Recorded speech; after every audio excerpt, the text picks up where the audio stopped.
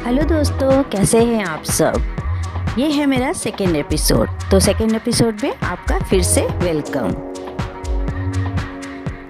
Solar डोम कहाँ है, solar डोम की एंट्री फीस कितनी है, सोलार डोम कब खुलता है, कब बंद होता है, इन सभी चीज़ों की जानकारी आपको फर्स्ट एपिसोड में मिल जाएगी। तो आप फर्स्ट एपिसोड देखना ना भूलें।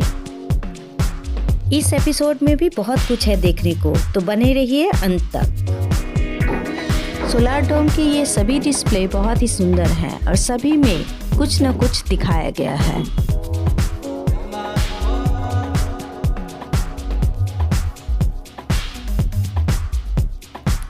इस गैलरी में दिखाया गया है कि मानव के विकास के साथ साथ पर्यावरण में प्रदूषण की मात्रा बढ़ती जा रही है।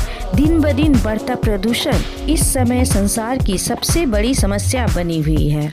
अगर पृथ्वी को मनुष्य और अन्य प्रजातियों के लिए रहने की जगह बनाकर रखना चाहते हैं तो सबसे पहले पर्यावरण की समस्या का समाधान करना होगा।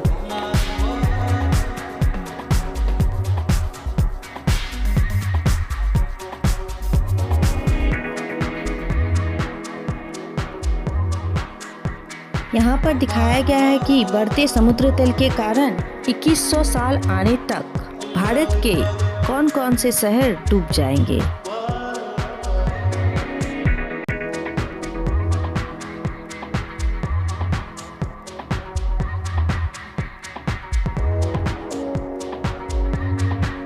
हमारी पृथ्वी कितनी ही सुंदर थी, लेकिन अब जल रही है। ग्राउंड फ्लोर में ऐसे 7 डिस्प्ले हैं और सातों डिस्प्ले में वायु प्रदूषण और जल प्रदूषण के कारण कैसे जनजीवन नष्ट हो रहा है, इसी पर चर्चा की गई है।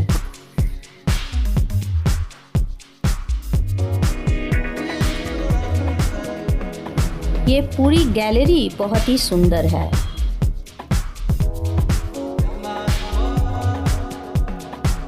ये है सोलार डोम ग्राउंड फ्लोर का लास्ट डिस्प्ले।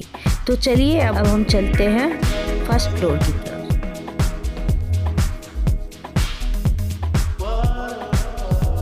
इस गैलरी में भी दिखाया गया है कि 1850 से अभी तक हमारी पृथ्वी की गर्माहट कैसे बढ़ रही है और गर्माहट बढ़ने के कारण कैसे क्लाइमेट चेंज हो रहा है।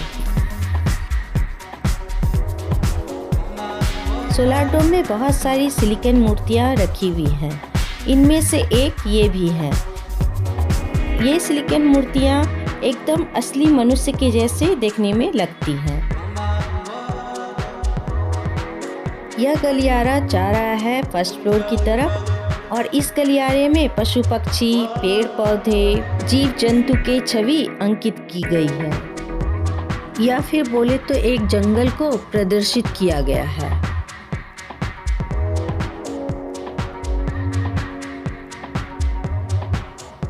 मैं पहुंच चुकी हूं फर्स्ट फ्लोर पर और यहाँ पर भी एक सिलिकॉन मूर्ति रखी हुई है जो कल्प वृक्ष के नीचे खड़ी है।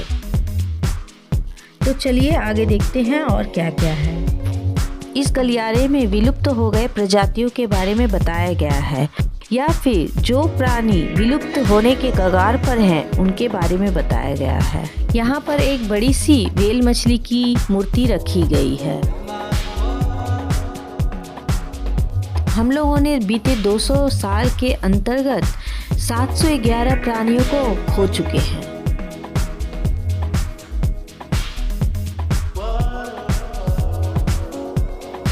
इस गलियारे को जीव जंतु की मूर्तियों से सुसज्जित किया गया है। इस पूरे गलियारे में आप पशु पक्षियों की मूर्तियां देख पाएंगे। सफेद रंग से रंगी ये मूर्तियां इस गलियारे की शोभा बढ़ा देती हैं। यहाँ प्रकृति के विभिन्न स्वरूप को दर्शाया गया है। ये सभी प्राणी विलुप्त हो गए हैं या फिर हमारे कारण ये सभी विलुप्त होने के कगार पर हैं। इनकी रक्षा करना हमारा कर्तव्य है। इसी चीज को इस सोलार डोम के माध्यम से हमें बताया गया है। चलिए इसके बाद देखने चलते हैं विजन थिएटर। यहाँ पर सीवी रमन की रेप्लिका रखी हुई है। यहाँ उन हीरोज को दिखाया जा रहा है जिन्होंने हमारी पृथ्वी को बचाने के लिए मदद की है। इन हीरोज की तरह ही हमारा मिशन, हमारा लक्ष्य किसी भी कीमत पर अपने पृथ्वी को बचाने के लिए होना चाहिए।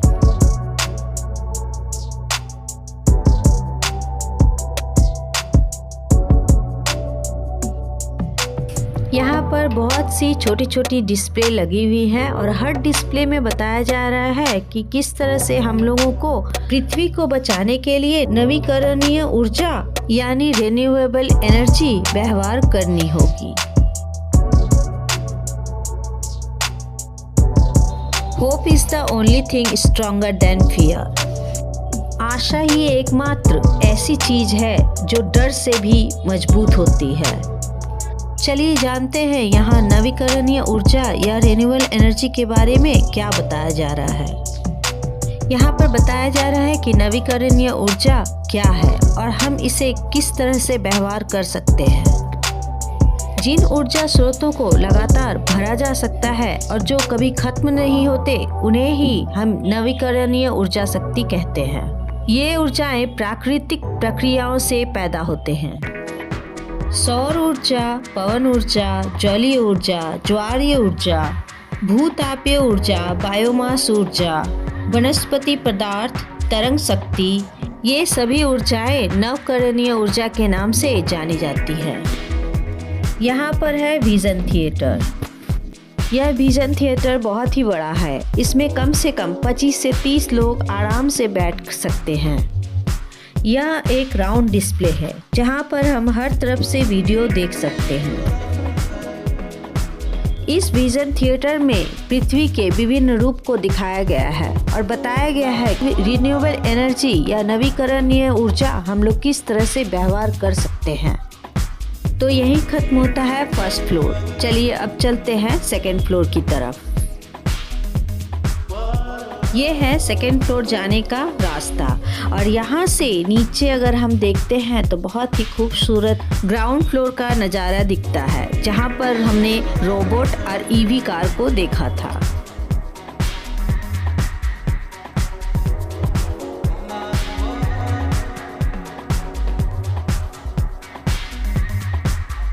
तो अभी हम लोग आ चुके हैं सेकेंड फ्लोर में और यहाँ है father of electricity Michael Faraday का रेप्लिका। यहाँ पर रखा हुआ है हाइड्रो पावर प्लांट का एक रेप्लिका। यहाँ पर बताया गया है कि हाइड्रो पावर प्लांट की उपयोगिता क्या है और हम इसे किस तरह से उपयोग कर सकते हैं।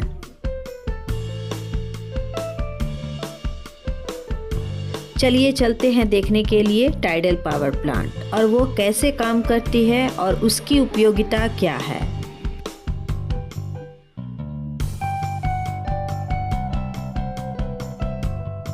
तो यह है टाइडल पावर प्लांट का एक मॉडल। ये सभी चीजें बच्चों को विज्ञान संबंधी उपकरणों की जानकारी देती है। यहाँ पर एक और साइंटिस्ट की रेप्लिका है।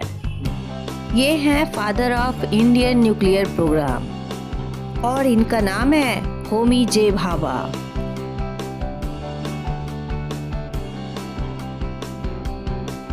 इस गैलरी में दिखाया जा रहा है कि किस तरह से हम जल की शक्ति और ज्वार की शक्ति से इलेक्ट्रिसिटी पैदा कर सकते हैं।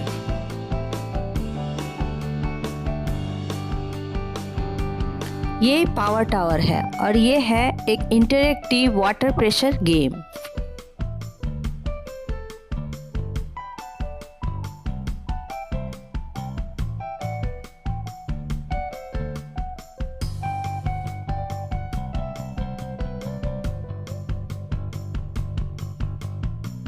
यहाँ पर एक विंड फार्म का मॉडल रखा हुआ है। विंड फार्म क्या है, इसे हम कैसे व्यवहार कर सकते हैं, इसे यूज़ करके हम कैसे इलेक्ट्रिसिटी पैदा कर सकते हैं, इसी चीज़ को यहाँ पर दर्शाया गया है।